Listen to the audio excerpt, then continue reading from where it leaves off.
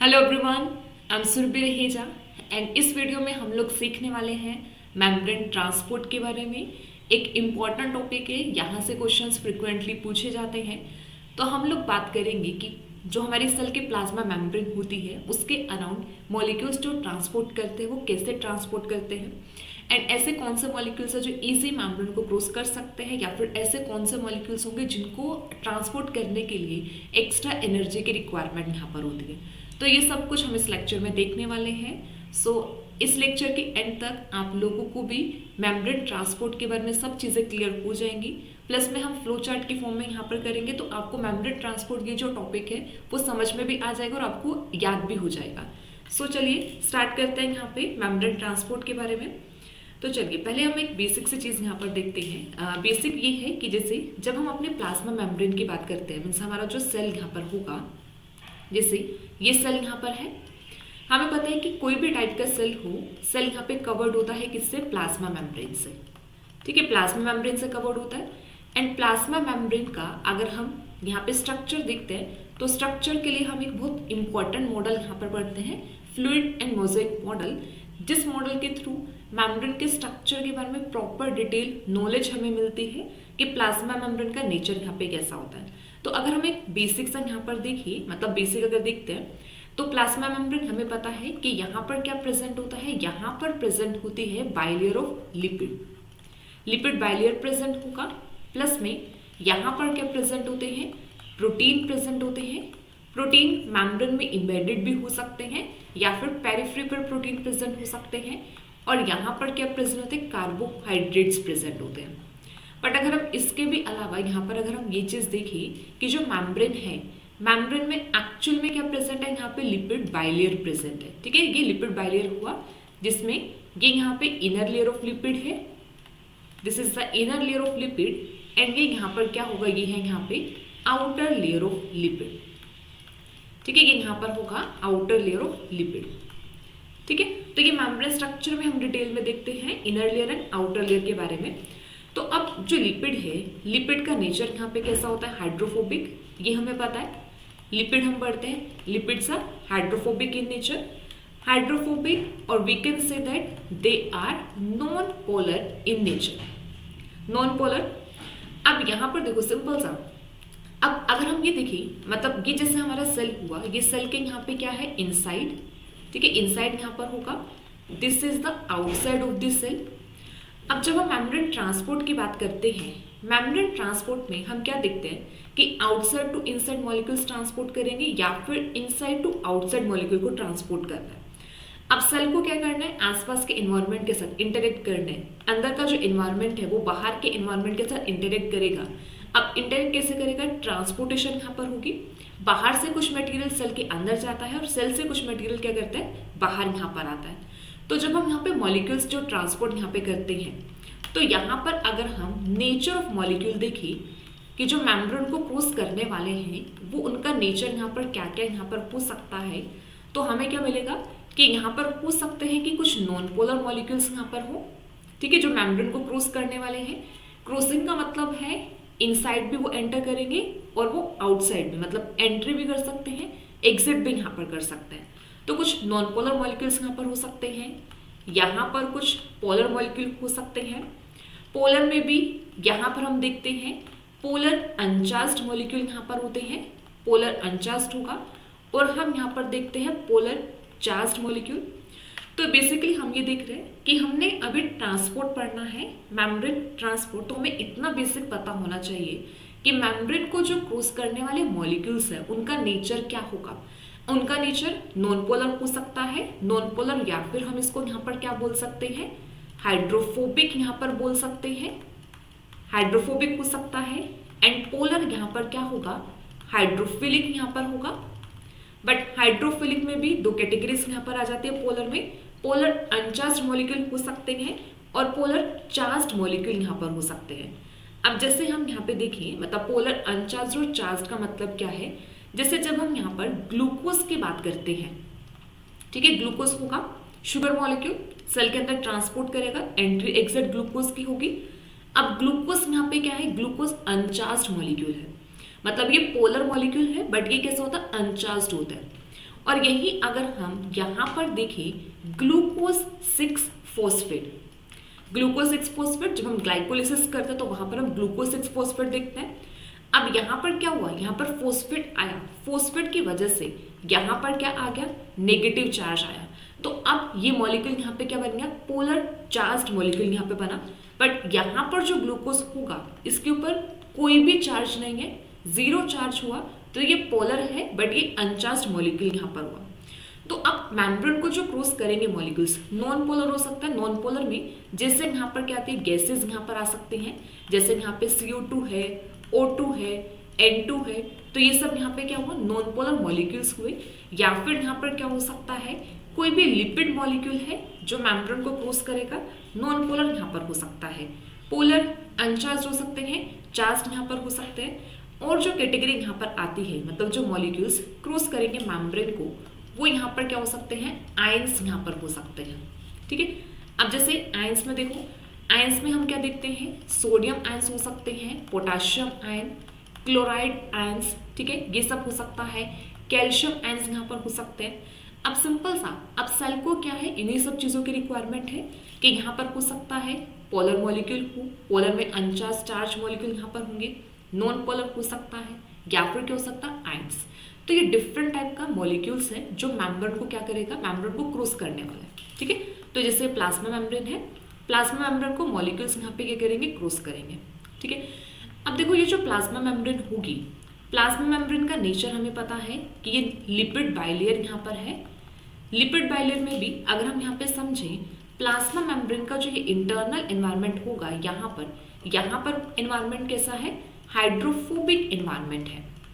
ठीक है, हाइड्रोफोबिक है, इसलिए हम जो मेम्ब्रेन का नेचर है वो हम क्या बोलते हैं कि membrane is non polar in nature, और मेम्ब्रेन क्या है, लिपिड बाइलेयर से बनी हुई है, तो हाइड्रोफोबिक इन नेचर है।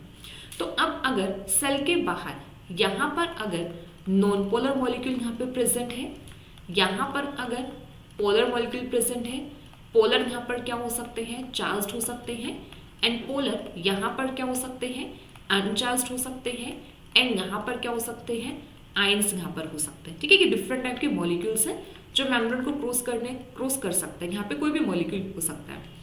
अब मेम्ब्रेन का नेचर यहाँ पे क्या है, मेम्ब्रेन का नेचर है नॉन पोलर, मतलब membrane is hydrophobic in nature. अब हमें ये चीज़ पता है कि लाइक डिजोल्व, लाइक कि पोलर में डिजोल्व करते हैं, नॉन पोलर में डिजोल्व करते हैं। अगर यहाँ पे कोई भी नॉन पोलर मॉलिक्यूल होगा तो वो तो क्या करेगा, मेम्ब्रेन को इजी क्रॉस करेगा, फटाफट से मेम्ब्रेन को क्रॉस कर जाएगा। बट यही अगर हम पोलर मॉलिक्यूल्स की बात करेंगे, पोलर चार्ज्ड मॉलिक्यूल हो या फिर पोलर अनचार्ज्ड मॉलिक्यूल हो, तो उनको ट्रांसपोर्ट करने में क्या लगेगा, मतलब वो ट्रांसपोर्ट एक तो स्लो रेट पर करेंगे, प्लस में वो मेम्ब्रेन को यहाँ पर क्रॉस ही नहीं कर पाएंगे क्योंकि ये पोलर है, और यहाँ पर जो पूरा का पूरा एनवायरनमेंट है वो यहाँ पे कैसा है, नॉन पोलर। अब सेम फोर्थ थिंग यहाँ पे क्या है, आयंस यहाँ पर है। ठीक है, आयंस का भी सेम कॉन्सेप्ट यहाँ पर होगा क्योंकि आयंस पर भी क्या है, चार्जेस प्रेजेंट है, हाइड्रोफिलिक स्ट्रक्चर है, हाइड्रोफिलिक मॉलिक्यूल्स है, तो वो प्लाज्मा मेम्ब्रेन को इजी क्रॉस यहाँ पे नहीं कर सकते। ठीक है, तो बेसिकली हमने देखना है ट्रांसपोर्ट में हम क्या पढ़ते हैं, ट्रांसपोर्ट में हम यही चीज पढ़ते हैं कि मेम्ब्रेन का नेचर क्या है और मेम्ब्रेन को क्रॉस करने वाले मॉलिक्यूल्स का नेचर यहाँ पे क्या होगा। तो जब हम नॉन पोलर मॉलिक्यूल की बात करते हैं तो नॉन पोलर मॉलिक्यूल तो क्या करेगा, बहुत इजी ट्रांसपोर्ट कर सकता है, मेम्ब्रेन को क्रॉस कर सकता है।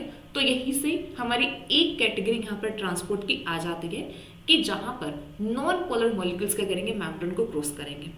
अब पोलर चार्ज्ड अनचार्ज्ड जो यहाँ पे होगा, अब मेम्ब्रेन को तो सब क्रॉस कर रहे हैं लेकिन डिफरेंट मेथड्स यहाँ पर होंगे इनके क्रॉस करने के। ठीक है, इसलिए हम यहाँ पे क्या पढ़ते हैं कि अगर यहाँ पे किसी भी पोलर मॉलिक्यूल को क्रॉस करना है तो पोलर मॉलिक्यूल को क्रॉस करने के लिए यहाँ पे क्या प्रेजेंट होते हैं, प्रोटीन्स यहाँ पे प्रेजेंट होते हैं, इंटीग्रल प्रोटीन यहाँ पर होते हैं, ट्रांसमेम्ब्रेन प्रोटीन्स यहाँ पर होते हैं जो हेल्प करते हैं आयंस की मूवमेंट के लिए, और जो यहाँ पर हेल्प करते हैं पोलर चार्ज्ड या फिर पोलर अनचार्ज्ड मॉलिक्यूल को ट्रांसपोर्ट करने के लिए। तो हमने एक्चुअल में ट्रांसपोर्टेशन में यही सब यहाँ पर देखना है कि नॉन पोलर कौन से टाइप से ट्रांसपोर्ट होंगे मॉलिक्यूल, पोलर चार्ज कैसे जाता है, पोलर अनचार्ज कैसे होंगे, या फिर आयंस कैसे ट्रांसपोर्ट यहाँ पर करते हैं। ठीक है, तो एक बेसिक सा कि हमें एक्चुअल में देखो ट्रांसपोर्ट को समझना है, तो ट्रांसपोर्ट को समझने के लिए हमें दो चीज़ें इंपॉर्टेंट माइंड में रखनी होंगी। एक तो हमारी मेम्ब्रेन का नेचर क्या है, it is non polar in nature, और जो मॉलिक्यूल मेम्ब्रेन को ट्रांसपोर्ट कर रहे हैं उनका नेचर क्या है, पोलर है या फिर नॉन पोलर। तो उससे क्या होता है कि अगर कुछ भी एग्जाम्पल एग्जाम में आता है, ले सपोज कि एग्जाम्पल यहाँ पर आया कि ग्लूकोज के ट्रांसपोर्टेशन है, या फिर ग्लूकोज 6-फॉस्फेट के ट्रांसपोर्टेशन है, या फिर गैसेस के ट्रांसपोर्टेशन अक्रॉस द मेम्ब्रेन है, तो हमें उससे क्लियर होगा कि वहाँ पे कौन से टाइप का ट्रांसपोर्ट सिस्टम होगा जो वहाँ पे काम कर रहा है, कौन से टाइप की मेथड से वो मॉलिक्यूल वहाँ पे ट्रांसपोर्ट करेगा। या फिर हम यहाँ से एक चीज़ और यहाँ पे क्या बता सकते हैं, हम बता सकते हैं rate of transport. Rate of transport का मतलब क्या है, रेट ऑफ ट्रांसपोर्ट का सिंपल सा मतलब है कि कौन सा मॉलिक्यूल सबसे जल्दी मेम्ब्रेन को क्रॉस करेगा। ठीक है, अब यही से ही हम एक यहाँ पे ऑर्डर भी समझ लेते हैं, उसके बाद फिर हम एक ओवरव्यू यहाँ पे समझेंगे ट्रांसपोर्ट का। ठीक है, डिफरेंट टाइप के ट्रांसपोर्ट सिस्टम्स हम देखेंगे, बट यहाँ पर हम एक रेट ऑफ ट्रांसपोर्ट का एक ऑर्डर यहाँ पे समझते हैं। ऑर्डर ये है, मतलब किस बेसिस पे ये ऑर्डर यहाँ पर होगा। ऑर्डर इस बेसिस पर है कि कौन से टाइप के मॉलिक्यूल्स मेम्ब्रेन को जल्दी से क्रॉस करेंगे और कौन से ऐसे टाइप के मॉलिक्यूल्स हैं जो मेम्ब्रेन को बाद में सबसे लेट क्या करने वाले हैं, क्रॉस यहाँ पे करने वाले हैं। तो अभी सिंपल सा देखो, जैसे अभी हमने यहाँ पे क्या किया, मेम्ब्रेन का नेचर नॉन पोलर, तो सबसे पहले या फिर जो सबसे जल्दी मेम्ब्रेन को क्रॉस करेंगे, या फिर हम इसको ऐसा बोल सकते हैं कि ऐसे मतलब किन मॉलिक्यूल्स का मैक्सिमम रेट ऑफ ट्रांसपोर्ट होगा, मतलब कितनी जल्दी वो मेम्ब्रेन को क्रॉस कर रहे हैं, क्योंकि मेम्ब्रेन को क्रॉस करेंगे जितने जल्दी उतना जल्दी उनका वहाँ पे क्या होगा, उतना ज़्यादा उनका रेट ऑफ ट्रांसपोर्ट होगा। तो अब यहाँ पे नॉन पोलर मॉलिक्यूल सबसे पहले यहाँ पर आ जाएंगे। अब उसके बाद जो नेक्स्ट कैटेगरी यहाँ पर होगी, नेक्स्ट कैटेगरी में यहाँ पर हमारे पास आएंगे स्मॉल पोलर, स्मॉल साइज के यहाँ पर होंगे, स्मॉल साइज के होंगे बट पोलर चार्ज्ड मॉलिक्यूल यहाँ पर आएंगे। ठीक है, तो इसके बाद यहाँ पर क्या आ जाएंगे, स्मॉल पोलर अनचार्ज्ड मॉलिक्यूल होंगे। ठीक है, फिर नेक्स्ट यहाँ पर आ जाएंगे large size, large polar uncharged molecule. ठीक है, लार्ज पोलर अनचार्ज्ड मॉलिक्यूल होंगे। नेक्स्ट यहाँ पर आ जाएंगे पोलर मॉलिक्यूल। ठीक है, नेक्स्ट यहाँ पर होंगे पोलर मॉलिक्यूल यहाँ पर होंगे, एंड नेक्स्ट यहाँ पर आ जाएंगे आयंस। ठीक है, तो सबसे लास्ट में यहाँ पर क्या होंगे, आयंस यहाँ पर आएंगे। तो देखो ये ऑर्डर याद रखना है कि जब भी कोई भी मॉलिक्यूल मेम्ब्रेन को क्रॉस करेगा तो वो इसी रेट से क्रॉस करने वाला है। अगर हम रेट ऑफ ट्रांसपोर्ट देखेंगे तो हमें रेट ऑफ ट्रांसपोर्ट मिलेगा नॉन पोलर मॉलिक्यूल का सबसे ज़्यादा, क्योंकि उनको तो बहुत जल्दी डिफ्यूज करेंगे, वो जल्दी मेम्ब्रेन को क्रॉस करेंगे। फिर हम देखेंगे कि वहाँ पे स्मॉल साइज के पोलर अनचार्ज्ड मॉलिक्यूल का हमें ट्रांसपोर्ट रेट क्या मिलेगा, हमें थोड़ा ज़्यादा मिलेगा अगर हम पोलर मॉलिक्यूल की बात करेंगे या फिर आयन से बात करेंगे, लेकिन नॉन पोलर से थोड़ा कम उनका ट्रांसपोर्ट रेट हो जाएगा। फिर उसके बाद लार्ज पोलर अनचार्ज्ड मॉलिक्यूल आ जाएंगे, फिर पोलर चार्ज्ड मॉलिक्यूल होंगे। ठीक है, पोलर मॉलिक्यूल में भी यहाँ पर पोलर चार्ज्ड मॉलिक्यूल यहाँ पर आ जाएंगे, और सबसे एंड में जो हमें देखने को मिलेगा वो यहाँ पे क्या होंगे, आयंस यहाँ पे ट्रांसपोर्ट करेंगे। ठीक है, तो ये एक ऑर्डर है, ये ऑर्डर याद रखना है कि किस ऑर्डर से मॉलिक्यूल्स ट्रांसपोर्ट करते हैं, इनका रेट ऑफ ट्रांसपोर्ट क्या होगा। तो एग्जाम में क्वेश्चन ऐसा बन जाता है, लेट्स सपोज उन्होंने कुछ क्वेश्चन यहाँ पे दे दिए कि जैसे CO2 गैस है या फिर क्या है N2 गैस है। ठीक है, CO2 गैस यहाँ पे दे दी और कुछ भी 2-4 मॉलिक्यूल्स का नाम वहाँ पे दे दिया, जैसे CO2 है। ठीक है, या फिर यहाँ पे क्या दे दिया, ग्लूकोज यहाँ पे दे दिया, ग्लूकोज यहाँ पे दिया, या फिर यहाँ पे क्या दिया, ग्लूकोज 6-फॉस्फेट यहाँ पे दिया, क्या यहाँ पे सोडियम आयंस दिया, या फिर क्या दे दिया, पोटेशियम आयंस। 4 ऑप्शंस ऐसे मेंशन होंगे। अब उसमें से आपको ये बताना होगा कि इन चारों मॉलिक्यूल्स में से किस मॉलिक्यूल का रेट ऑफ ट्रांसपोर्ट मैक्सिमम होगा, या फिर कौन सा ऐसा मॉलिक्यूल है जो मेम्ब्रेन को सबसे फास्टर रेट पर क्रॉस करने वाला है। मेम्ब्रेन मतलब मेम्ब्रेन के थ्रू कौन सा ऐसा मॉलिक्यूल है जिसका रेट ऑफ ट्रांसपोर्ट या फिर बहुत जल्दी मेम्ब्रेन को वो क्रॉस करेगा। तो अब जैसे अगर ऐसा कुछ ऑप्शन आता है तो वहाँ पे ये देखना है कि पहले हमें पता है कि नॉन पोलर जल्दी ट्रांसपोर्ट करेगा, non polar gases non polar होती हैं, तो नॉन पोलर यहाँ पे आंसर यहाँ पर आ जाएगा कि CO2 यहाँ पर होगा जो सबसे फास्टर रेट पे मेम्ब्रेन को क्रॉस करने वाला है। ठीक है, तो ये एक ऑर्डर यहाँ पर है। ऐसे भी पूछ सकते हैं कि इनमें से कौन सा मॉलिक्यूल होगा, कि large polar size large polar uncharged molecule है या पोलर चार्ज्ड मॉलिक्यूल है, मतलब इनमें से रेट ऑफ ट्रांसपोर्ट किसका ज़्यादा होगा। ठीक है, तो अभी हमने इतना समझा कि हमें पता है कि मेम्ब्रेन का नेचर हाइड्रोफोबिक। नेक्स्ट हमें ये चीज़ पता है कि जो मेम्ब्रेन जो मॉलिक्यूल्स यहाँ पे ट्रांसपोर्ट करेंगे उनका नेचर क्या हो सकता है, polar uncharged, polar charged, non polar and ionic molecules यहाँ पर हो सकता है जो ट्रांसपोर्ट करेंगे, और वो किस रेट से ट्रांसपोर्ट करेंगे या फिर उनका ऑर्डर ऑफ ट्रांसपोर्ट यहाँ पे क्या रहने वाला है। सो अभी नेक्स्ट हम देखेंगे, नेक्स्ट हमारा यहाँ पर होगा अब जो इम्पोर्टेंट जो बेसिक्स हमने देख लिया। अब हमारा यहाँ से एक्चुअल में मेम्ब्रेन ट्रांसपोर्ट स्टार्ट होता है, जिसमें हम डिफरेंट टाइप के ट्रांसपोर्ट यहाँ पर देखते हैं। ठीक है, अब जैसे जब हम मेम्ब्रेन ट्रांसपोर्ट की बात करते हैं तो मेम्ब्रेन ट्रांसपोर्ट ये बेसिकली हमारा दो टाइप का होता है। One is specific transport and second is bulk transport. ठीक है, one is specific and second is bulk transport. तो अभी हम एक टेबल कर रहे हैं, फ्लो चार्ट कर रहे हैं, और आपको इसको एज इट इज याद रखना है। ठीक है, मेम्ब्रेन ट्रांसपोर्ट दो टाइप का, स्पेसिफिक एंड बल्क। अब बल्क का जैसे हमें मीनिंग पता है, बल्क का मतलब क्या होता है? बल्क का मतलब होता है लार्ज क्वांटिटी। ये होता है लार्ज क्वांटिटी, मतलब क्या होगा? बल्क ट्रांसपोर्ट होगा।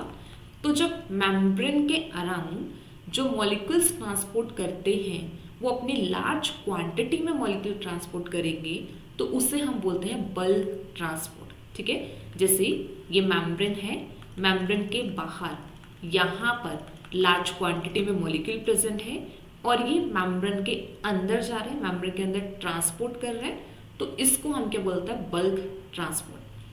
बल्क ट्रांसपोर्ट में दो इंपॉर्टेंट कंसेप्ट आते हैं, जिसे बोला जाता है एक्सोसाइटोसिस एंड एंडोसाइटोसिस।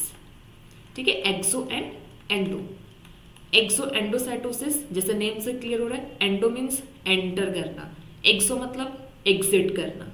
अब जैसे जब ये मॉलिक्यूल्स सेल के अंदर एंटर करेंगे, ये से वेसिकल्स बनती हैं, वेसिकल्स के फॉर्म में यहाँ पर क्या करते हैं? मॉलिक्यूल्स सेल के अंदर एंटर करते हैं, तो एंडोसाइटोसिस। ठीक है, एक्सो में रिवर्स हो जाएगा, जब ये यहाँ पर जो मॉलिक्यूल्स है वो क्या करेंगे? एग्जिट करेंगे सेल को, तो एक्सोसाइटोसिस। तो एंडो एक्सो हमारा एक सेपरेट कंसेप्ट होता है, बट एक्चुअल में वो भी ट्रांसपोर्ट का ही पार्ट होता है। बट वो ट्रांसपोर्ट यहाँ पे क्या है? बल्क ट्रांसपोर्ट होगा, जिसमें लार्ज क्वांटिटी के micro and macro molecules transport करते हैं अक्रॉस द मेम्ब्रेन। ठीक है, जैसे हम एंडोसाइटोसिस में, जैसे हम अमीबा का एग्जाम्पल यहाँ पर ले लेते हैं। अब अमीबा में क्या होता है? फूड इनटेक करता है। फूड इनटेक में वहाँ पर सिंपल सा क्या होगा? सूडोपोडिया बनेगा, तो वो एक्चुअल में वहाँ पर क्या हो रही है? एंडोसाइटोसिस। बट वहाँ पर भी सूडोपोडिया के थ्रू ट्रांसपोर्टेशन हो रही है, मतलब मेम्ब्रेन को क्रॉस करके मॉलिक्यूल्स एंटर कर रहे हैं। तो ये तो यहाँ पे बल्क ट्रांसपोर्ट यहाँ पर आता है। अब स्पेसिफिक ट्रांसपोर्ट की जब हम बात करते हैं, स्पेसिफिक ट्रांसपोर्ट में होगा कि जब स्पेसिफिक मॉलिक्यूल की ट्रांसपोर्टेशन होगी। स्पेसिफिक मॉलिक्यूल जैसे कि अगर मेम्ब्रेन को क्रॉस करना है, कोई CO2 को क्रॉस करना है, तो स्पेसिफिक हुआ CO2 की ट्रांसपोर्टेशन। अगर मेम्ब्रेन को मेम्ब्रेन से ग्लूकोज को ट्रांसपोर्ट करना है, या फिर यहाँ पे अमाइनो एसिड्स को ट्रांसपोर्ट करना है, ठीक है, अमाइनो एसिड्स को क्रॉस करना है, तो जब कोई स्पेसिफिक मॉलिक्यूल की हम बात करते हैं, इट इज स्पेसिफिक ट्रांसपोर्ट। अब ये जो स्पेसिफिक ट्रांसपोर्ट होता है, this specific transport is of two type. ये यहां पर होगा पैसिव ट्रांसपोर्ट आ जाएगा, एंड यहां पर ये होगा एक्टिव ट्रांसपोर्ट। ठीक है, स्पेसिफिक में पैसिव एंड एक्टिव ट्रांसपोर्ट यहां पर होगा। अब पैसिव सब ने एक चीज यहां पे कॉमन सबको पता है, पैसिव में होगा नो यूटिलाइजेशन ऑफ एनर्जी। ठीक है, या फिर हम क्या बोल सकते हैं?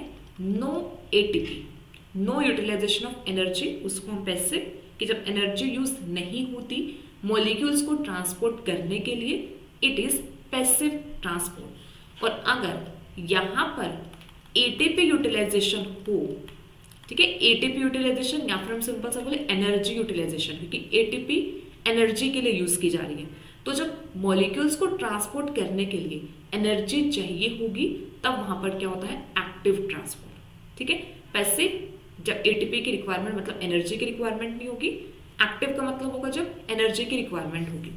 ठीक है, देखो इसको ऐसे समझेंगे। देखो जैसे ये क्या है, देखो जैसे ये यहाँ पर क्या होगी, ये मेम्ब्रेन यहाँ पर है।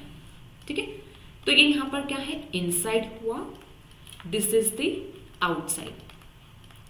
ठीक है, अब यहाँ पर आउटसाइड में यहाँ पर कोई मॉलिक्यूल है और यहाँ पर इसकी हाई अमाउंट यहाँ पे प्रेजेंट है।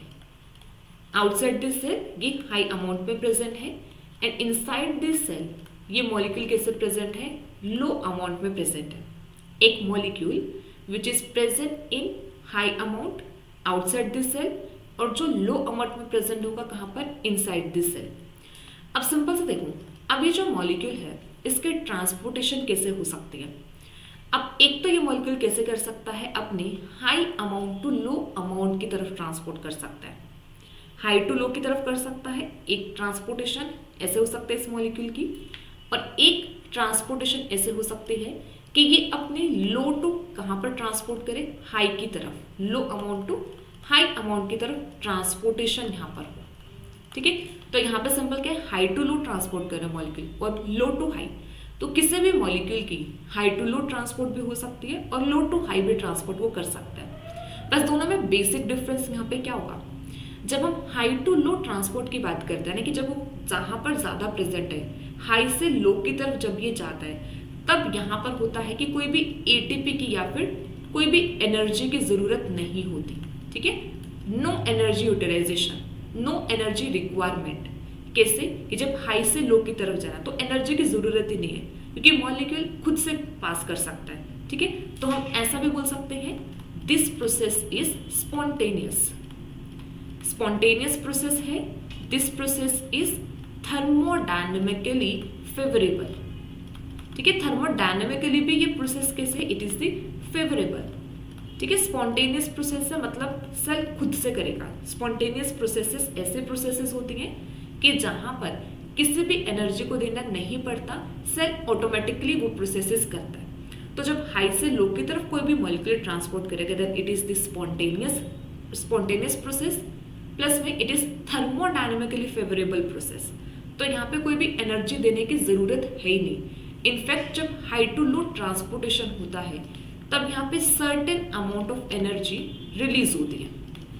ठीक है, जब ये हाई टू लो की तरफ मूव करता है तो यहाँ पर क्या होगा, there is certain amount of energy release.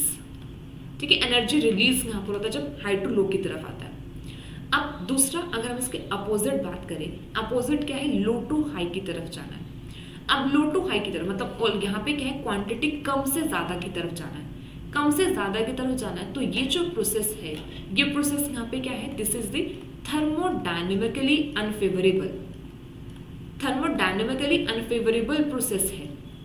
ठीक है, मतलब कहीं पर भी लो टू हाई की तरफ जाना, इसको हम ऐसे भी कंसिडर कर सकते हैं। अगर हमें किसी हाइट से नीचे की तरफ आना हो तो बहुत ईजी है आना, लेकिन अगर हमें नीचे से ऊपर की तरफ जाना है तो बहुत टफ होगा।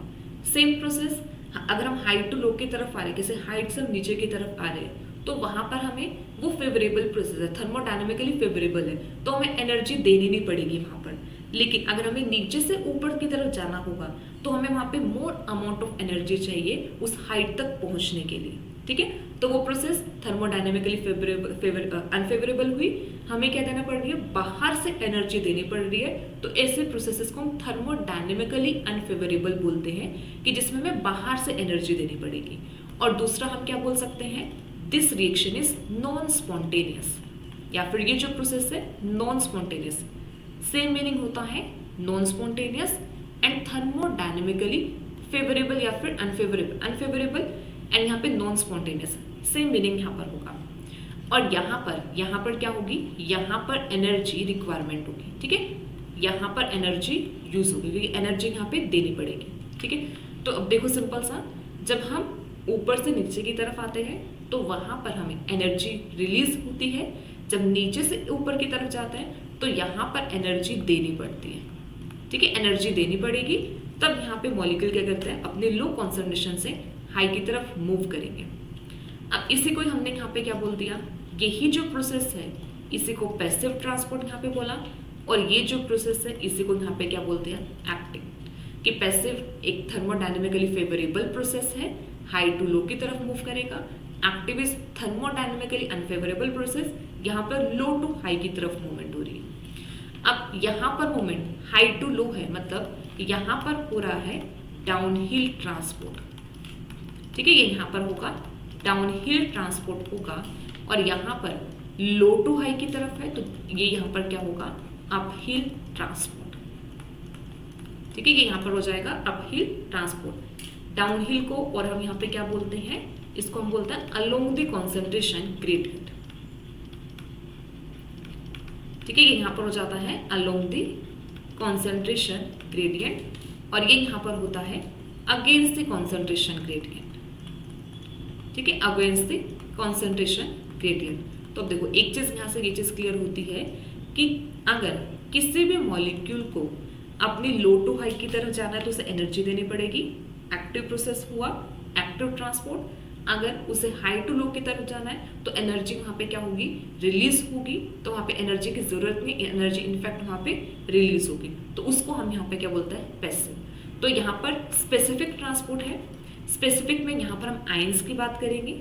ठीक है, यहाँ पर हम नॉन पोलर मॉलिक्यूल्स की बात करेंगे, गैसेस की बात करेंगे, ग्लूकोज की बात करेंगे, अमाइनो एसिड्स की बात करेंगे।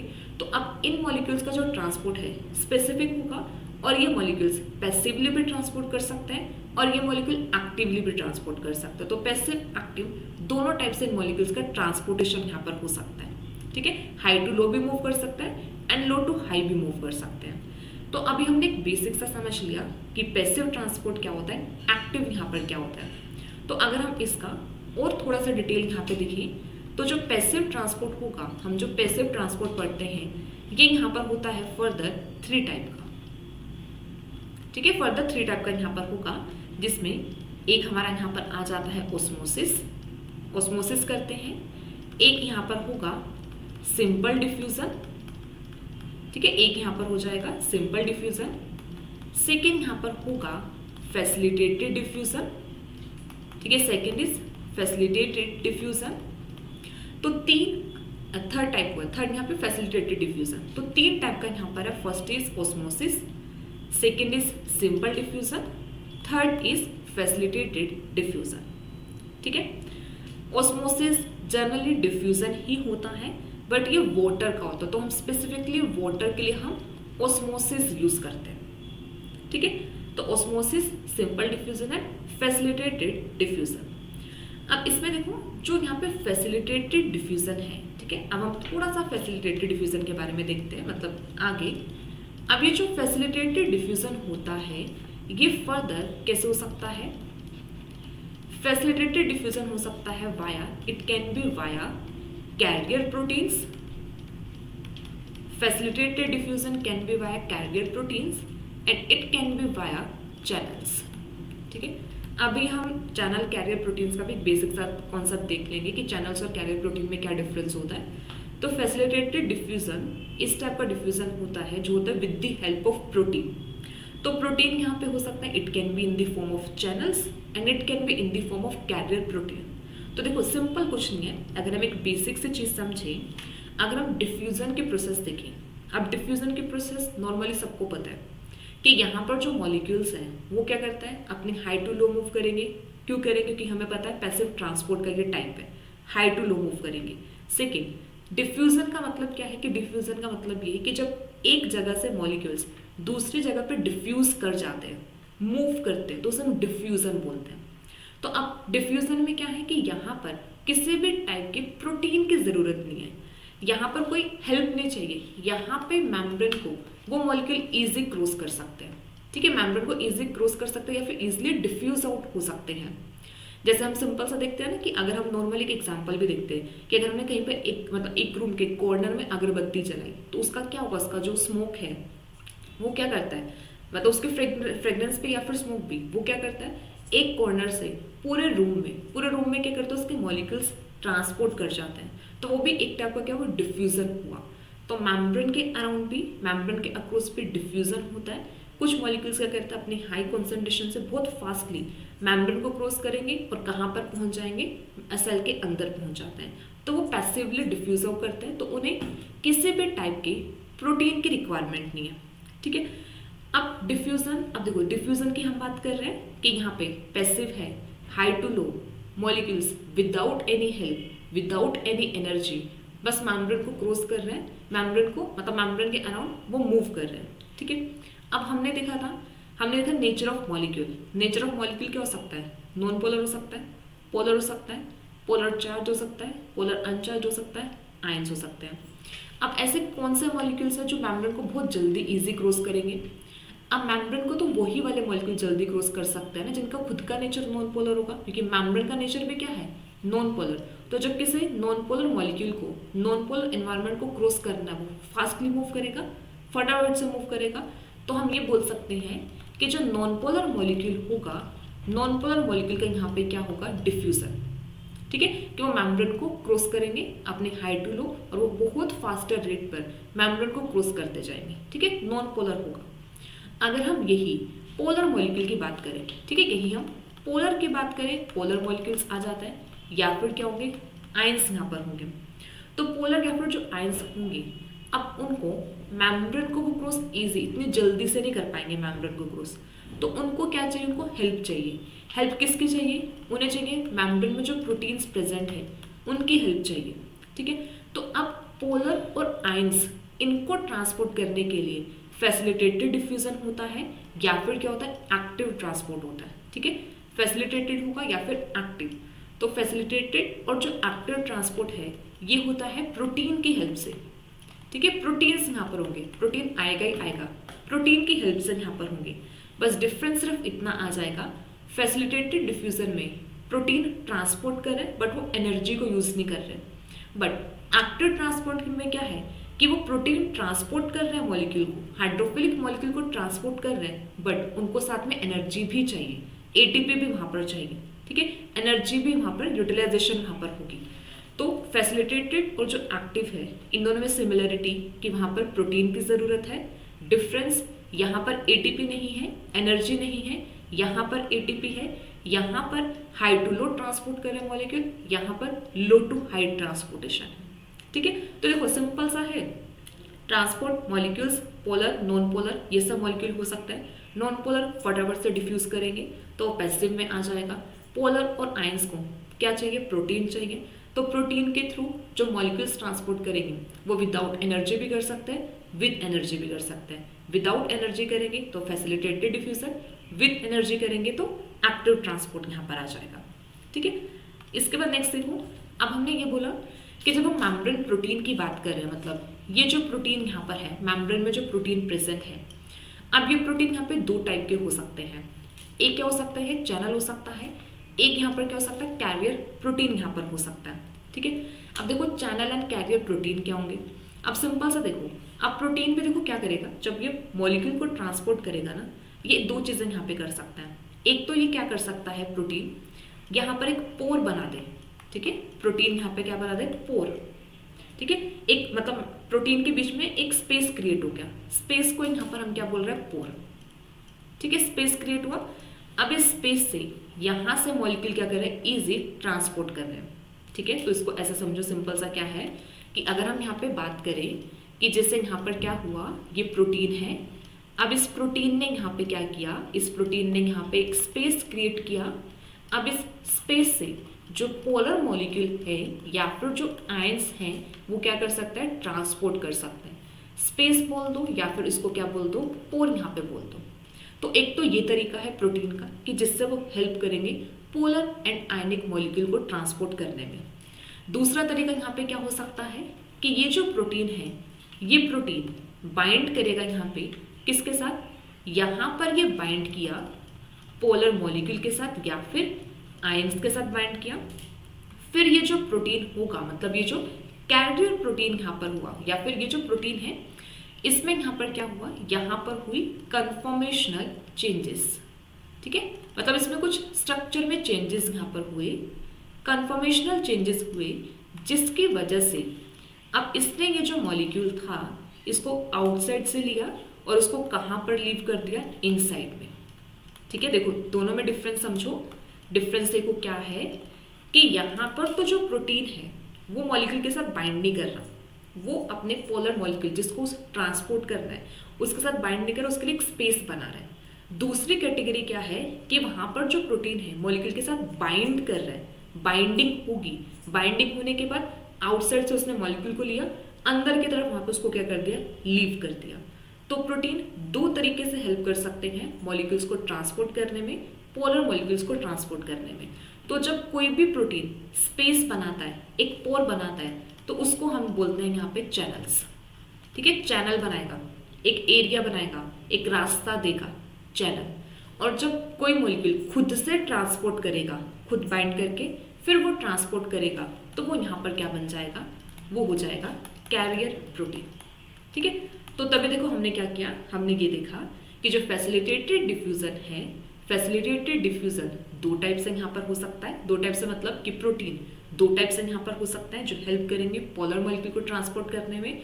एक वो चैनल बना के कर सकते हैं, दूसरा वो कैसे कर सकता है यहाँ पे कैरियर प्रोटीन की हेल्प से, कि या तो खुद वो लेकर जाएंगे मॉलिक्यूल को या फिर उनके लिए क्या कर देंगे, रास्ता बना देंगे, एक पोल, एक स्पेस वहाँ पे क्रिएट कर देंगे।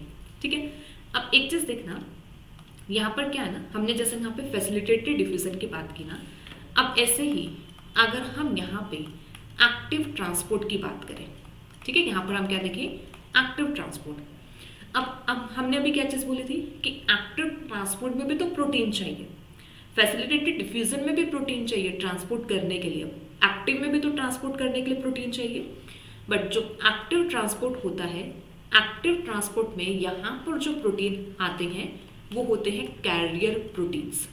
ठीक है, कैरियर प्रोटीन्स होंगे। अब देखो इस चीज को समझना, प्रोटीन दो तरीके से हेल्प कर सकता है मॉलिक्यूल को ट्रांसपोर्ट करने में, एक वो चैनल बना के कर सकता है, दूसरा कैरियर प्रोटीन के थ्रू कर सकता है।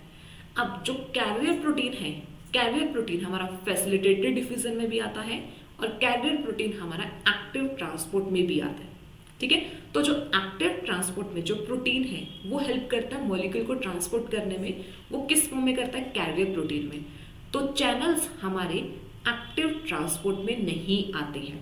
ठीक है, तो चैनल्स एक्टिव ट्रांसपोर्ट में नहीं आएंगे। चैनल सिर्फ किसका पार्ट है, वो सिर्फ पैसिव का पार्ट है, लेकिन कैरियर प्रोटीन एक्टिव का भी पार्ट होगा और वो पैसिव का भी होगा। डिफरेंस ये होगा, यहाँ पर कैरियर प्रोटीन एटीपी को यूज नहीं कर रहा, यहाँ पर जो कैरियर प्रोटीन है वो क्या करेगा, एटीपी को यूज करेगा। ठीक है, जैसे देखो अभी जैसे हमने ये वाला जैसा हमने किया, ये हमने कैरियर प्रोटीन देखा, अगर यहीं पर ही ये कैरियर प्रोटीन क्या कर रहा है, ट्रांसपोर्ट कर रहा है, मतलब मॉलिक्यूल के साथ बाइंड कर रहा है, इस मॉलिक्यूल को ट्रांसपोर्ट कर रहा है, बट अगर ये साथ में एटीपी को यूज कर ले, ठीक है, साथ में एटीपी को यूज करे, तब ये हमारा क्या बन जाएगा, ये हमारा एक्टिव ट्रांसपोर्ट का पार्ट बनेगा। और जब कैरियर प्रोटीन एटीपी को यूज करते हैं तब हम उन्हें बोलते हैं पंप। ठीक है, तब हम क्या बोलते हैं, इन्हें पंप बोलते हैं। तो एक्टिव ट्रांसपोर्ट में जो कैरियर प्रोटीन होते हैं एटीपी को यूज करेंगे, प्लस में वहां पर क्या होता है, पंप। तो देखो सिंपल सा, चैनल्स आया, कैरियर प्रोटीन्स आए और हमने यहाँ पे क्या देखा, पंप। तो है कुछ नहीं, प्रोटीन ही है, बस प्रोटीन अपने अलग अलग तरीके यहाँ पे कर रहा है। चैनल हमारा पैसिव ट्रांसपोर्ट का पार्ट है, carrier protein passive transport plus active transport दोनों का पार्ट है। बट एक्टिव ट्रांसपोर्ट में इसी कैरियर प्रोटीन को हम क्या बोल देते हैं, पंप बोल देते हैं, क्योंकि ये एनर्जी को यूज कर रहा है। ठीक है, तो यहाँ पर क्या जाता है, पंप यहाँ पर होगा। अब देखो ये जो कैरियर प्रोटीन है इसी को हम परमेसेस भी बोलते हैं। ठीक है, परमेसेस होगा। अब एक चीज याद रखना, कैरियर प्रोटीन यहाँ पे क्या हो सकता है, यहाँ पे ये एक्टिव भी हो सकता है और ये पैसिव भी हो सकता है। ठीक है, यहाँ पर कैरियर प्रोटीन देखो, यहाँ पर किसका, ये एक्टिव का यहाँ पर आया। ठीक है, यहाँ पर कैरियर प्रोटीन को हम क्या बोल रहे हैं, यहाँ पर हम इसको बोल रहे हैं पंप। ठीक है, यहाँ पर इसको हम क्या बोलेंगे, पंप यहाँ पे बोलेंगे। तो फैसिलिटेटेड डिफ्यूजन दो टाइप का हो सकता है, कैरियर प्रोटीन और यहाँ पर चैनल्स के थ्रू हो सकता है। एक्टिव ट्रांसपोर्ट में जो यहाँ पे कैरियर प्रोटीन होता है उन्हें हम क्या बोलते हैं, पंप यहाँ पर बोलते हैं। ठीक है, अब एक चीज और देखेंगे हम, यहाँ पर क्या देखेंगे कि जो कैरियर प्रोटीन यहाँ पर है, ठीक है, ये जो कैरियर प्रोटीन यहाँ पर होंगी, कैरियर प्रोटीन की बात कर रहे हैं, वेदर इट इज एक्टिव और पैसिव।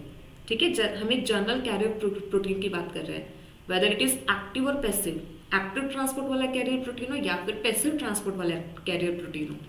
ये यहाँ पे कैसा होता है, ये फर्दर दो टाइप का होता है, एक होता है यूनिपोर्ट और एक होता है को ट्रांसपोर्टर। ठीक है, को ट्रांसपोर्टर होगा। यूनिपोर्ट का मतलब होगा कि ये जो कैरियर प्रोटीन है ये सिर्फ क्या कर रहा है, एक ही मॉलिक्यूल को ट्रांसपोर्ट कर रहा है। ठीक है, यूनि में क्या हो जाएगा, सिंगल मॉलिक्यूल को ट्रांसपोर्ट करेगा जब ये कैरियर प्रोटीन एक मॉलिक्यूल को ट्रांसपोर्ट कर रहा है। को में क्या होगा, को मतलब दो मॉलिक्यूल की साइमल्टेनियसली ट्रांसपोर्टेशन होगी। ठीक है, एक साथ करेगा। तो को ट्रांसपोर्टर फर्दर यहाँ पे कैसे हो सकते हैं, ये हो सकते हैं सिम्पोर्टर्स, ठीक है, और ये हो सकते हैं एंटीपोर्टर्स। तो ये सिम्पोर्टर हो सकता है, एंटीपोर्टर। सिम्पोर्टर में क्या होगा कि ये जो कैरियर प्रोटीन है, जब यहाँ से मॉलिक्यूल, दो मॉलिक्यूल सेम डायरेक्शन में आ रहे हैं, सेम डायरेक्शन का मतलब आउटसाइड टू इनसाइड, बाहर से अंदर की तरफ सेम डायरेक्शन में दो मॉलिक्यूल साइमल्टेनियसली ट्रांसपोर्ट करेंगे, तो सिम्पोर्टर। एंटीपोर्टर यहाँ पर क्या होंगे कि जब मॉलिक्यूल कैसे ट्रांसपोर्ट कर रहा है, अपोजिट, कि अगर एक कैसे कर रहा है आउटसाइड टू इनसाइड है, तो दूसरा यहाँ पे क्या है, इनसाइड टू आउटसाइड होगा, ठीक है। तो एक अगर इनसाइड टू आउटसाइड तो दूसरा आउटसाइड टू इनसाइड, तो इनको हम क्या बोलते हैं, एंटीपोर्टर्स। और ये यहाँ पर क्या है, सिम्पोर्टर्स।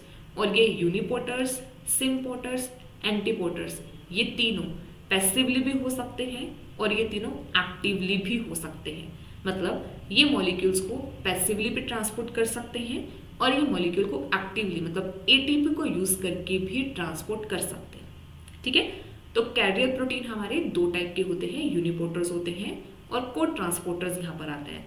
और आप इसको ऐसे भी समझ सकते हो कि ये जो कैरियर प्रोटीन यहाँ पर होंगे, ठीक है, कैरियर प्रोटीन ये दो टाइप के यहाँ पर हो सकते हैं। एक यहाँ पर हो सकते हैं एक्टिव कैरियर प्रोटीन, ठीक है, एक्टिव कैरियर प्रोटीन यहाँ पर हो सकते हैं, और एक हो सकते हैं पैसिव कैरियर प्रोटीन, ठीक है। एक्टिव हो सकते हैं and passive carrier protein. Active वाले को हम यहाँ पे क्या बोल देते हैं, पंप, ठीक है, पंप। जैसे एक आप लोगों ने नाम सुना होगा सोडियम पोटेशियम पंप, तो एक्टिव में ही तो आता है ना सोडियम पोटेशियम पंप, पंप होगा, एटीपी यूज होगा, सोडियम पोटेशियम पंप जैसे यहाँ पर आता है, ऐसे यहाँ पे पैसिव कैरियर प्रोटीन्स यहाँ पर आते हैं, ठीक है। अब देखो इतना हमें समझ में आया कि जो फैसिलिटेटेड डिफ्यूजन है यहाँ पे दो टाइप के प्रोटीन ट्रांसपोर्ट कर सकते हैं, channels and carrier protein. But active transport में सिर्फ कैरियर प्रोटीन यहाँ पर होता है जो ट्रांसपोर्ट करेंगे। कैरियर प्रोटीन में दो टाइप के यहाँ पर हो सकते हैं, यूनिपोर्टर हो सकता है, को ट्रांसपोर्टर हो सकते हैं, या तो सिंगल मॉलिक्यूल को ट्रांसपोर्ट करेंगे या फिर साइमल्टेनियसली दो को करेंगे, दो को भी सेम डायरेक्शन में कर सकता है, अपोजिट में कर सकते हैं, ठीक है। इतना अभी हमें समझ में आया। अब थोड़ा सा और यहाँ पर अगर हम देखिए, जो चैनल्स की अगर हम बात करते हैं, चैनल्स भी दो टाइप के होते हैं, ठीक है। एक होते हैं हमारे नॉन गेटेड चैनल्स और एक होते हैं गेटेड चैनल्स, ठीक है। एक होते हैं नॉन गेटेड और एक होता है गेटेड। नॉन गेटेड का मतलब है these are the open channels, मतलब इनको कोई रोकने वाला नहीं है, ये ऑलवेज ओपन है, ये ऑलवेज ओपन रहेंगे, तो मॉलिक्यूल का ऑलवेज ट्रांसपोर्ट चलता रहेगा, ठीक है। लेकिन जब हम गेटेड चैनल की बात करते हैं ना, तो गेटेड चैनल में क्या होता है, ये ओपन एंड क्लोज्ड। ये कैसे होता है, अगर गेट प्रेजेंट होगा तो ये क्लोज है, क्लोज से ये क्या होता रहता है, ओपन, ठीक है। ऐसे ओपन से क्या होता रहेंगे, क्लोज। तो यहाँ पे क्लोज, ओपनिंग एंड क्लोजिंग होगी। देखो समझो कैसे, क्या, जैसे मैंने यहाँ पे क्या बनाया, एक चैनल, और वो चैनल ओपन है, इसको कोई रोकने वाला नहीं है। और मैंने एक दूसरा चैनल यहाँ पे बनाया जिसमें यहाँ पे क्या है, यहाँ पर एक गेट प्रेजेंट है, ठीक है। ये गेट यहाँ पर हुआ और ये गेट ओपन, मतलब ओपन तब होगा जब इसकी ज़रूरत होगी, जब मॉलिक्यूल को ट्रांसपोर्ट करना होगा तभी ये ओपन होगा, अदरवाइज ये चैनल बंद है। लेकिन यहाँ पे जो मॉलिक्यूल्स उनका ट्रांसपोर्टेशन रुक नहीं रहा, वो ऑलवेज, मतलब यहाँ पे मॉलिक्यूल बस ट्रांसपोर्ट करते ही जा रहे हैं। तो चैनल भी सेल में दो टाइप के हो सकते हैं, ओपन हो सकते हैं और गेटेड हो सकता है। मतलब यहाँ पर गेट प्रेजेंट हो सकता है कि जब कोई इनको आके खोलेगा तब भी ये ओपन होंगे, अदरवाइज ये कैसे रहते हैं, बंद रहते हैं, ठीक है। ये चीज़ यहाँ पर होगा। तो ये सब हमने पैसिव ट्रांसपोर्ट के बारे में देखा। अब एक चीज़ और समझना यहाँ पे, जब हम एक्टिव ट्रांसपोर्ट की बात यहाँ पर करते हैं, एक्टिव ट्रांसपोर्ट में यहाँ पर ये भी फर्दर हमारा दो टाइप का होता है, ठीक है। एक्टिव, एक होता है प्राइमरी एक्टिव ट्रांसपोर्ट, ठीक है, और एक यहाँ पर होता है सेकेंडरी एक्टिव ट्रांसपोर्ट, ठीक है। One is primary active and second is secondary active. अब इस चीज को समझना, प्राइमरी एक्टिव है सेकेंडरी एक्टिव का मतलब क्या है। देखो सिंपल सा क्या होगा प्राइमरी एक्टिव में, जो अभी तक हमने पढ़ा कि जैसे यहाँ पे क्या है, कैरियर प्रोटीन, इसके साथ यहाँ पे मॉलिक्यूल बाइंड किया, इसने मॉलिक्यूल को ट्रांसपोर्ट किया और यहाँ पे क्या किया, एटीपी को यूज़ किया और एटीपी कन्वर्ट हुआ एडीपी प्लस में इनऑर्गेनिक फॉस्फेट। मॉलिक्यूल कहाँ से मूव कर रहे हैं, अपनी लो टू हाई कॉन्सेंट्रेशन में मूव कर रहे हैं। So this is the primary active transport जो हमने अभी समझा, ठीक है। अब इसको हम ऐसा बोल सकते हैं कि in the primary active transport there is direct utilization of ATP. We can say that there is direct utilization of ATP in the primary active transport. But if we talk about the secondary active transport, then there is no direct utilization of ATP. Secondary active transport में direct ATP की utilisation नहीं होती। अब इस चीज को समझना। देखो, एक्टिव ट्रांसपोर्ट का मतलब क्या है? एक्टिव ट्रांसपोर्ट का मतलब है कि यहाँ पर एनर्जी चाहिए। किसके लिए एनर्जी चाहिए? मॉलिक्यूल को लो टू हाई की तरफ मूव करने के लिए एनर्जी चाहिए। ठीक है, अब सिंपल सा देखना। अब ये यहाँ पे ट्रांसपोर्टर है। ये ट्रांसपोर्टर यहाँ पर एक मॉलिक्यूल को मूव कर रहा है हाई टू लो। ठीक है, हाई टू लो मूव कर रहा है। हाई टू लो हमारा पैसिव ट्रांसपोर्ट हुआ। High to low passive transport है, फैसिलिटेटेड डिफ्यूजन जो हमने किया। यहाँ पे क्या होगा? पैसिव ट्रांसपोर्ट हुआ, या फिर ये क्या यहाँ पर कर रहा है? डाउनहिल ट्रांसपोर्टेशन यहाँ पर हो रही है। और अभी हमने एक चीज देखा था कि जब डाउनहिल ट्रांसपोर्ट होता है तब यहाँ से एनर्जी रिलीज होती है। ठीक है, ये होगा क्योंकि ये प्रोसेस कैसे? This process is this spontaneous. ये स्पॉन्टेनियस है, थर्मोडाइनमिकली फेवरेबल है। तो यहाँ से क्या कर रही है? एनर्जी रिलीज हुई। ठीक है, एनर्जी रिलीज। अब हुआ क्या? अब इसी ये जो ट्रांसपोर्टर है, यही जो प्रोटीन है, कैरियर प्रोटीन। ठीक है, अब इस कैरियर प्रोटीन से यहाँ पर एक दूसरा मॉलिक्यूल ट्रांसपोर्ट कर रहा है। बट वो मॉलिक्यूल कैसे ट्रांसपोर्ट कर रहा है? From low to high. ठीक है, कैसे ट्रांसपोर्ट कर रहा है? Low to high. Low to high अब ट्रांसपोर्ट करे, इसको एनर्जी चाहिए। अब एनर्जी के सोर्सेस क्या है? या तो एनर्जी उसको एटीपी से मिल सकती है। ठीक है, एक तो ये सोर्स यहाँ पर हुआ। एनर्जी का सोर्स क्या हो सकता है? एटीपी हो सकता है, या फिर एनर्जी का सोर्स हो सकता है लाइट हो सकती है, या फिर एनर्जी का सोर्स हो सकता है कोई भी ऑक्सीडेशन रिएक्शन हो सकती है। ठीक है, लाइट हो सकता है या फिर कोई भी ऑक्सीडेशन रिएक्शन, या फिर हमने देखो एक सोर्स ये किया एटीपी हो सकता है, सेकेंड लाइट एनर्जी सोर्स हो सकता है, third oxidation reaction energy source यहाँ पर बन सकते हैं, और जो फोर्थ एनर्जी सोर्स होगा वो क्या होगा कि जब डाउनहिल ट्रांसपोर्ट करता है कोई भी मॉलिक्यूल, वो एनर्जी रिलीज करेगा। इस एनर्जी को ये मॉलिक्यूल अपने अपहिल ट्रांसपोर्ट के लिए क्या करेगा? यूज करेगा। ठीक है, तो फोर्थ एनर्जी सोर्स यहाँ पे क्या हुआ कि जब एक ही ट्रांसपोर्टर से, एक ही प्रोटीन से दो मॉलिक्यूल ट्रांसपोर्ट कर रहे हैं, जिसमें से एक मॉलिक्यूल डाउनहिल ट्रांसपोर्ट कर रहा है, तो वो क्या करेगा? जो एनर्जी रिलीज करेगा, तो दूसरा मॉलिक्यूल अपने अपहिल ट्रांसपोर्टेशन के लिए उस एनर्जी को यूज करेगा।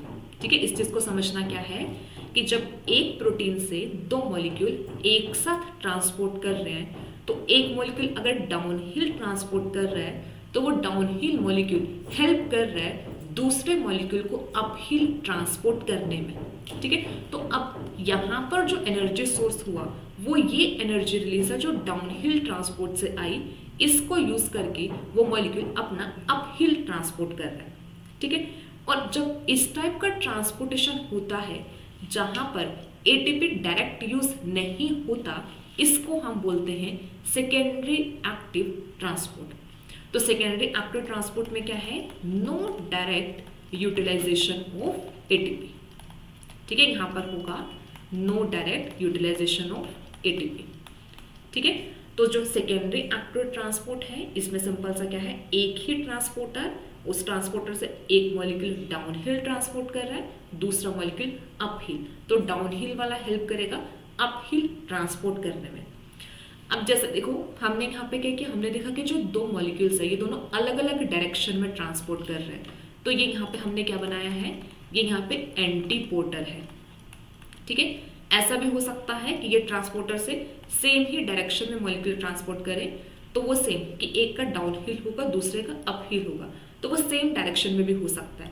जब सेम डायरेक्शन में होगा तो ये बन जाएगा सिम्पोर्टर, क्योंकि है तो कैरियर प्रोटीन ना, तो कैरियर प्रोटीन क्या हो सकता है? सिम्पोर्टर हो सकता है, कैरियर प्रोटीन यहाँ पे एंटीपोर्टर हो सकता है। ठीक है, तो जो सेकेंडरी एक्टिव ट्रांसपोर्ट है इसमें दो मॉलिक्यूल, इसमें ऑलवेज कंडीशन है, यहाँ पर ऑलवेज दो मॉलिक्यूल साइमल्टेनियसली ट्रांसपोर्ट करेंगे। Simultaneously transportation it can be in the same direction और it can be in the opposite direction. तो इस टाइप के ट्रांसपोर्ट को हम क्या बोलते हैं, सेकेंडरी एक्टिव ट्रांसपोर्ट। और जो अभी हमने एग्जाम्पल देखा था, हमने एग्जाम्पल जो बहुत फेमस एग्जाम्पल है सोडियम पोटेशियम पंप का, तो वो हमारा किसका एग्जाम्पल है, प्राइमरी एक्टिव ट्रांसपोर्ट का। क्योंकि हमने क्या बोला था, कैरियर प्रोटीन जिसमें एटीपी यूज होता है उसे हम पंप बोलते हैं। अब इन्हें पंप नहीं बोलेंगे, ये पंप नहीं है क्योंकि यहाँ पे एटीपी नहीं यूज हो रहा, ये प्रोटीन यहाँ पे पंप है, ठीक है, जिसमें एटीपी यूज हो रहा है और जिसका एग्जाम्पल यहाँ पे क्या बनता है, सोडियम पोटेशियम पंप, ठीक है। तो अभी यहाँ तक सबको क्लियर होगा, ठीक है। तो अभी हमने एक बेसिक सा यहाँ पे हमने ट्रांसपोर्ट के बारे में बेसिक हमने ओवरव्यू यहाँ पे देखा है, ठीक है। जब हम इसका डिटेल पढ़ते हैं ना, तो हम उसमें फैसिलिटेटेड डिफ्यूजन को डिटेल में पढ़ते हैं, सिंपल डिफ्यूजन को डिटेल में पढ़ते हैं, रेट मतलब कौन कौन से फैक्टर्स है जो डिफ्यूजन को अफेक्ट करते हैं। फैसिलिटेटेड डिफ्यूजन में भी यहाँ पे कैरियर प्रोटीन और जो हमने चैनल्स किया, ये तो हमने एक बेसिक सा डिफरेंस देखा, और क्या क्या डिफरेंसेस यहाँ पर आते हैं, ठीक है। इसके अलावा एक्टिव ट्रांसपोर्ट में हम सोडियम पोटेशियम पंप डिटेल में पढ़ते हैं। हम जो यहाँ पे सेकेंडरी एक्टिव ट्रांसपोर्ट होगा, इसके भी हम एक एग्जांपल करते हैं, सोडियम ग्लूकोज ट्रांसपोर्टर, वो हम डिटेल में पढ़ते हैं, ठीक है। तो ये सब कुछ हमारा डिटेलिंग होता है, बट अभी इस वीडियो में, इस लेक्चर में हम मतलब मेन मोटिव था एक बेसिक क्लियर करना कि ट्रांसपोर्ट होता क्या है, अलग अलग टाइप का ट्रांसपोर्ट टाइप यहाँ पे क्या होगा, और हम जब चैनल्स की बात करते हैं या फिर कहीं पर आप ट्रांसपोर्टर्स पढ़ते हो या कहीं पर आप कैरियर प्रोटीन्स पढ़ते हो, तो उनका मतलब क्या है।